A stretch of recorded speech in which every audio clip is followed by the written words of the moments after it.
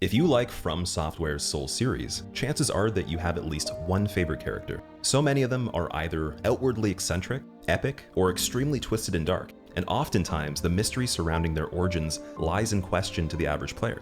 Diving deeper into characters is something lately that's been so enriching for my general enjoyment of the games that I absolutely had to kick this series off with none other than Slave Knight Gael. He is my favorite character, not only in the Dark Souls series, but among the best in any game I've played. His story is unique and quite outside the focal point of majority of the events we most likely remember when we return to the trilogy. I'm here today to explain why his sacrifice very well could make him the most important character. His similarities to our role in being the chosen undead, bearer of the curse, and the Ashen One are what make him so lovable. For those that don't know the events leading up to and carrying out the ending of Dark Souls 3, allow me to reiterate. The conflict lies in infinite repetition of history. No matter what is done, the curse always returns. The flame always fades, and the rulers are doomed to repeat the mistakes of their predecessors. Hope becomes a lie whispered across eons. To better understand Gael, we're gonna have to look at the storyline leading up to him. Lord Gwyn, in fear of the unknown age of dark, sacrifices himself to keep the flame burning, delaying the inevitable at a great cost. You play as the chosen undead, fated to either rekindle the flame or let it fade. The game's conflict is existential, a cycle of sacrifice and futility where gods and mortals alike manipulate the fate to preserve a dying world. Every victory feels like a postponing rather than a salvation. Set long after the first game, DS2 shows a world that's already forgotten its past. The flame is again fading, and kingdoms have risen and crumbled in endless repetition. The player is the bearer of the curse, a hollowed soul drawn by the curse of the undead. The true enemy here isn't a single god or beast, it's the cycle itself. The conflict lies in infinite repetition of history. No matter what is done, the curse always returns.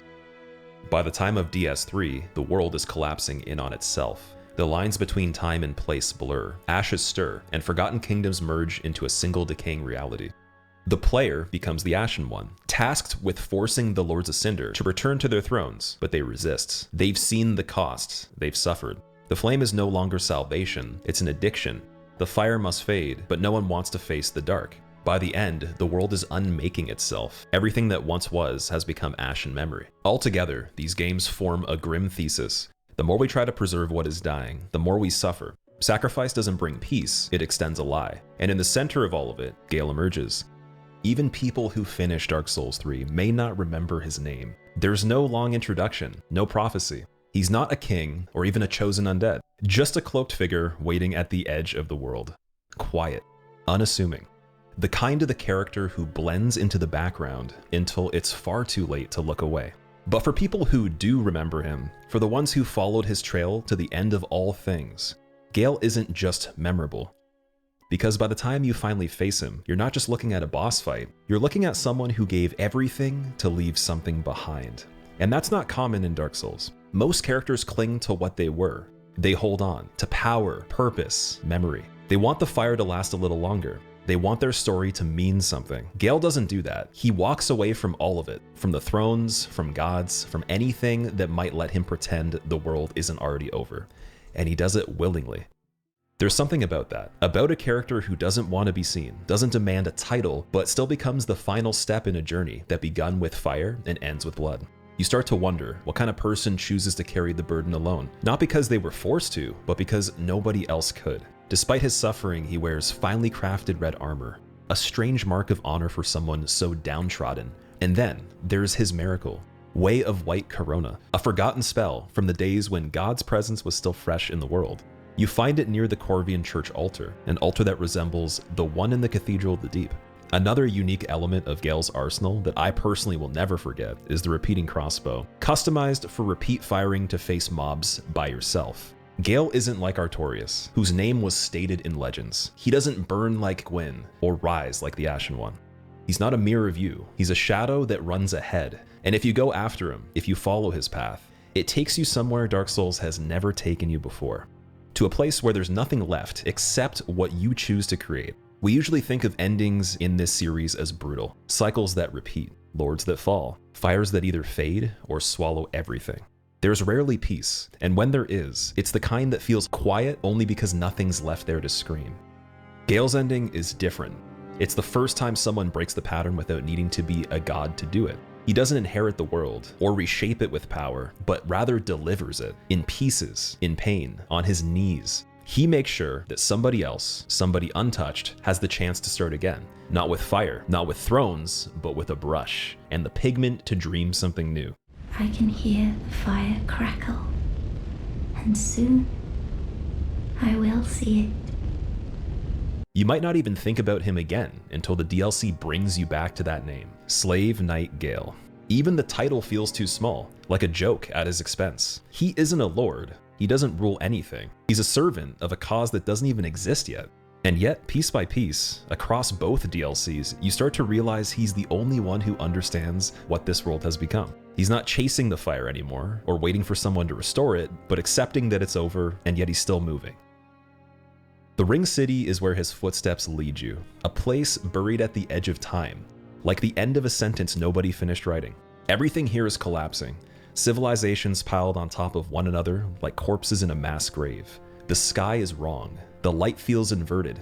Even the gods that once called this place holy are long dead or twisted into something unrecognizable. And somewhere beneath it all, Gael is still searching, not for power or salvation, but for humanity. The literal physical blood of man. It has to come from the remnants of what we were. That's what Gael understands, and it's what he's willing to suffer for. Gael doesn't fight through the ruins, he consumes them. The pygmy lords, the broken bloodline of humanity. He absorbs what little is left of them because he knows it's the only way to create something that isn't chained to the fire. He knows what the girl in the attic will need. He makes sure she gets it, even if it destroys him in the process. Gael's transformation isn't some sort of sudden shift. It's slow, tragic, inevitable. The more he takes in, the more the blood warps him. Not just his body, but his mind. He's not protecting the painter anymore, not consciously, but by the time you reach him, he's lost to the hunger. Even then, there's a part of you that wonders if he's still in there. Some small fragment that remembers why he began this in the first place. When you fight Gael, when you face him in that massive field of ash, it doesn't feel like a villain encounter. It feels like mercy. Not for you, but for him. The fight with Gael doesn't play out like any other Dark Souls finales. There's no throne to claim afterwards, there's no grand declaration, just this endless stretch of sand, burned and lifeless. And him, on all fours when you arrive, clawing at the dust like he's trying to find something he dropped, or maybe even something he used to be. You can barely even tell what's left of him. His armor is torn apart, face sunken in, wild. There's blood in his mouth and in his eyes, but it's not his, it's humanity's. The stolen, consumed pigment he carved out of history.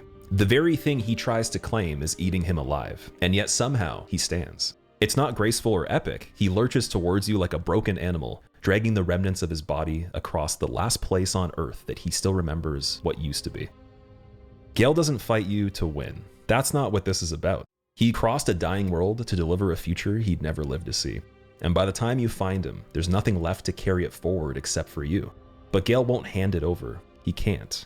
Not because he's selfish, but because the blood, the humanity, has twisted his purpose into obsession. He's forgotten what he's doing, but his body remembers it and has to protect something, even if it means killing the only other person who might finish what he started. You can definitely feel the conflict in every phase of the fight. There's no rhythm to it, or flow even, just desperation. A man trying to stop himself from becoming the thing he swore to outlive. When it's over, there's no speech, no reveal. Gael collapses into the ash like someone who was finally allowed to stop. He dies in a world that has already ended, but because of him, somebody else gets to begin. I will finish the painting of a cold, dark, and very gentle place, so that it might make a home for someone someday. My thanks, Ashen One. That girl he spoke of, the painter hidden away in the attic of Ariandel, she doesn't need fire. She doesn't want a throne. She just wants color, a blank canvas, and the will to imagine something better. And now because of Gael, she has it. From the blood-soaked sacrifice of a man who asked for nothing in return. This is what makes Gael so different from almost every other character in the Souls series. So many of them are holding on, gripping tightly to what they were and what they lost. Gwyn clutching to the flame, Aldia searched for answers, Nishandra, Vendrick, the Old Ones, all of them wanted something restored, something reclaimed. They were all afraid of the dark, the unknown. Gael isn't afraid. He doesn't ask what comes next, he makes sure something does. What's strange is that Gael doesn't feel like the kind of character who should be the final boss of a series like this. It's not cosmic or divine. He's purely just human, painfully, undeniably human. A man who served his entire life and gave everything he had for a future that wouldn't include him at all. In doing so, he left behind the only thing in Dark Souls that actually feels new. Hope. But it's not the kind of hope that you'd find in a hero's journey. The series doesn't just chronologically end, it emotionally ends. Every theme it's been circling, every cycle it's been repeating, finds its last breath here. The curse of the undead, still lingering, but no longer central. The fire, long faded. The gods, gone, broken or meaningless. What's left? One man crawling across the desert to gather blood. Not for himself, not even for some ancient cause, but for a girl who might paint a world where none of this pain ever happened. When people talk about this series being about despair or hopelessness, I don't agree. Because the last story that it tells is about giving. Giving without recognition, giving until there's nothing left. Giving until the very blood in your body becomes someone else's brushstroke. And that isn't despair, that's devotion. When you go back to Ariandel after Gail's death, the girl is waiting, still calm, still painting. You hand her the blood, and you say nothing. She doesn't question where you got it, or why her hands are shaking. She just says thank you. And then she says something that shatters the whole tone of the series in one sentence. When the world rots, we set it afire, for we are kindled by the flame of passion. It's not epic or cynical, just rather gentle. It's a declaration from someone who believes that what will come next doesn't have to be defined by what came before. The painted world has always been a sanctuary, a retreat from the greater world. In the age of the gods, it was created by Ariamis and hung within the grand halls of Anor Londo, a haven for beings like Priscilla, whose powers the gods feared. But time is cruel. That painting fell, and eventually, a new one took its place, restored by Father Ariandel. Thus began the cycle of paintings, each world destined to burn before it could rot. The inhabitants understood this, a truth born from generations of decay and rebirth. But Ariandel rejected this cycle. He buried the flame and fed it with his own blood. And so, the next painter, a child, was hidden away, never to see the flame, never to create the next world. The one who protected her, Sir Wilhelm, loyal knight to Sister Frida, the tyrant of Ariandel. Frida was the first ash to enter this world, yet rather than kindle it, she chose to let it fester. Alongside the good father, she buried the truth, locking away the painter and assigning Wilhelm to guard the secret. The latter he protects. It may hold the lost history of this world. Broken statues, banned books, traces of what they tried to erase. Let's take a step back and rewind time to the age of a previous legend. Artorias the Abyss Walker, the knight who walked alone. Artorias was one of the 4 legendary knights of Lord Gwyn. Celebrated across the lands for his skill, his loyalty, and his sacred vow to protect the realm from darkness. Unlike others, Artorias was not simply a warrior. He was a myth in motion. A knight entrusted with a divine purpose, to face the abyss. The abyss was not just darkness, it was the raw, festering void, born from the fragmented soul of Manus, father of the abyss, a primordial being driven by pain and madness. When the people of Ulysseal unearthed Manus and shattered the balance between light and dark, the abyss began to spread like a sickness, swallowing the land, warping its people into horrors, and threatening to undo the very fabric of the world. Artorias descended alone into this chaos. No army, no allies, and the unshakable will to fight. But the abyss was not a foe one could cut. It consumed him, corrupted him, turned his flesh into something alien. His sacrifice was rewritten as a victory, but in reality, he failed. The abyss was not stopped, Manus was not slain, and yet we revere him anyways, because in a world where every light fades, what matters is that he tried. His story leaves us with the haunting question: is the attempt enough, even when it ends in ruin? For Gael, this question becomes his entire identity. Far north in the kingdom of Eliam Lois, there once lived a king who did not seek conquests, power, or praise. He found an ancient frozen land, silent and treacherous, and instead of bending it to his will, he built a city upon it with grace and order. He was a beacon of wisdom and restraint in a world that had long forgotten those virtues. This was the Ivory King. Beneath that snow-covered beauty festered a cancer, the old chaos. It was not the abyss. It was older, hungrier, a chaotic remnant of the first flame's birth, a hellscape where even time unraveled, spewing forth demonic creatures birthed from primordial fire. The Ivory King realized that this chaos could not be destroyed, only contained. The Ashen One's story is shaped by a single question: how far will someone go when every step deepens the cost? Through every fallen kingdom, the Ashen One faces a history of stagnation and decay. Each lord they defeat has given up or locked themselves away. Progress means moving through the remnants of a world that once burned brightly. By the end, the Ashen One reaches a place where decisions carry generational weight. Link the fire, let it fade, usurp it. Each outcome shapes the future, but none of them erase the path that led there. Gael walks alone towards something no one else is willing to claim. He seeks pigment for a blank canvas, not for glory, but to give the world a chance to begin again. He travels to the Ring City, where the sand swallowed the last traces of civilization. There he finds the blood of the Pygmy Lords, and he takes it into himself. His transformation becomes the final act of a world reaching for meaning. In the end, Gael holds enough humanity to stain a canvas. Both Gael and the Ashen One carry forward the ashes of what was. They're not tied to hierarchy or divine lineage. They're the last figures left who are willing to keep walking.